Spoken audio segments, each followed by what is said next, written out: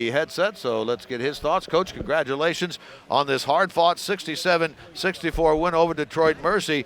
I know you knew it was going to be like this, and you know the first half you played an incredible 20 minutes of basketball. You knew the Titans were going to come back, and you guys really were just able to find a way to get things done correctly and get over the finish line. I mean, Jim, it's what we've been talking about all year, right? Like down the stretch, you can point to every single guy on the floor that made a big play, whether it was keeping a ball alive or grabbing a rebound or making an assist or stepping in and making an offensive play. Trayvon Faulkner with some huge offense in the second half. So good to see him be aggressive and play that way. And honestly, the only thing that I'm wondering is how do I get the same calls from Marquez Warwick, all right, that Antoine Davis gets? I really am interested in that because Marquez Warwick is getting the living you-know-what beat out of him every single game and gets none of those calls and still had 20 points for us tonight and played tremendous defense. Really proud of how Marquez has competed and grown in the last few weeks. You mentioned Trayvon Faulkner scoring. How impactful is that for your team when he provides some offense off the bench like that? I mean, it's huge for us, right? Because, you know, when he does that, it opens so many more things up for our team. And just quite honestly, there's only a handful of guys that you say, okay, if he played really well, he'd get you 13 or 15, no problem, right? He's one of those guys. And so when he scores the basketball, it makes a difference in our team. You know, if we can get to 65 and above, we feel really good if we can get to 70. And that's hard to do if Trayvon doesn't play well. And so him getting 13 tonight was big. And I think for me, even more pleasing was how aggressive he was. He never stopped shooting the ball or playing aggressive offensively. In fact, he got an unbelievable shot flashing into the middle of the zone there that just didn't go in, but he stayed aggressive and still stepped up and hit the big three a handful of possessions later, which was great to see. Darrin, we talked in the pregame about Chris Brandon, the former Titan, and not really having a huge game against his former school in the games that he has played against him. But tonight, he gets 8 points, 12 rebounds. He really battled inside to get the caroms, and then he made a huge free throw for you late. Huge free throw late, and again, did it with foul trouble on a ton of questionable calls that he got. And so played really smart, stayed aggressive, was just so impactful for us, and really glad to see Chris be able to play well. Xavier Rhodes was limited to 20 minutes in this one. He got in some foul trouble, and you had to take him off the floor for an extended period there in the second half. That was coincided with when Detroit Mercy made their run. Did that affect your perimeter defense having to bring him out? I mean, I think it did, but I think in general, Rick, we weren't as aggressive as we needed to be during that one, and we gave him some threes we can't give him. You know, Jake left Antoine Davis, which is, you just don't do. We over-rotated on one and left 21, the good shooter, Oliver, open in the corner as well, gave him one in transition. So, I mean, obviously we feel like we're a better team when Xavier's out there playing well defensively, but that was kind of a collective. We weren't aggressive enough and made some real mistakes and gave up threes. And we didn't do a great job on the glass during that stretch, and that's not really all Xavier. That's the other four guys.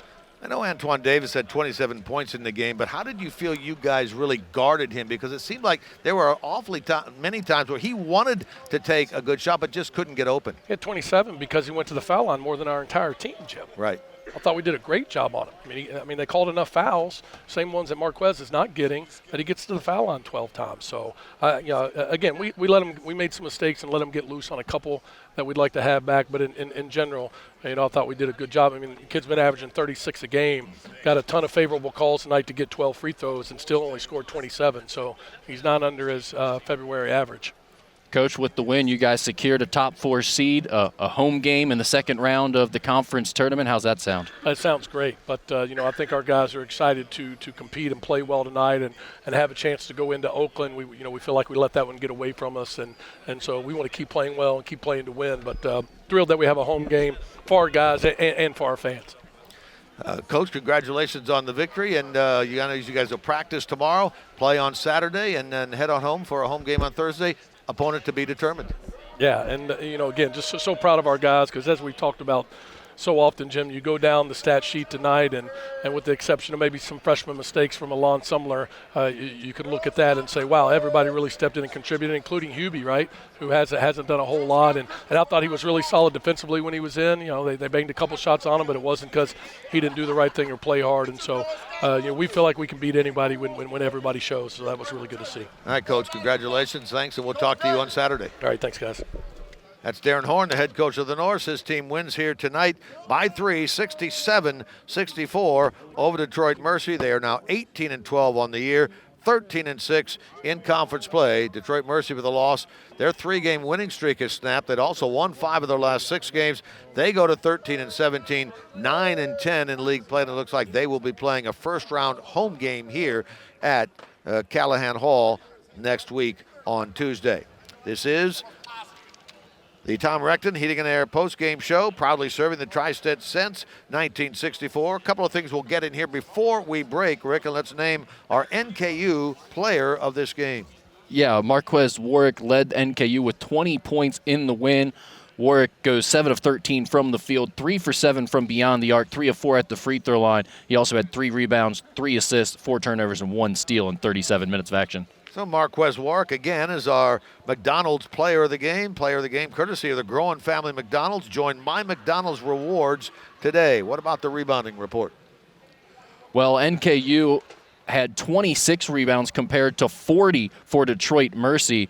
The Titans had 17 of those on the offensive end, while NKU had 5 offensive rebounds, and that led to a 12-3 advantage for Detroit Mercy in second chance points. In terms of individual performances, NKU was led by Chris Brandon, 12 rebounds. He had 2 of those on the offensive end.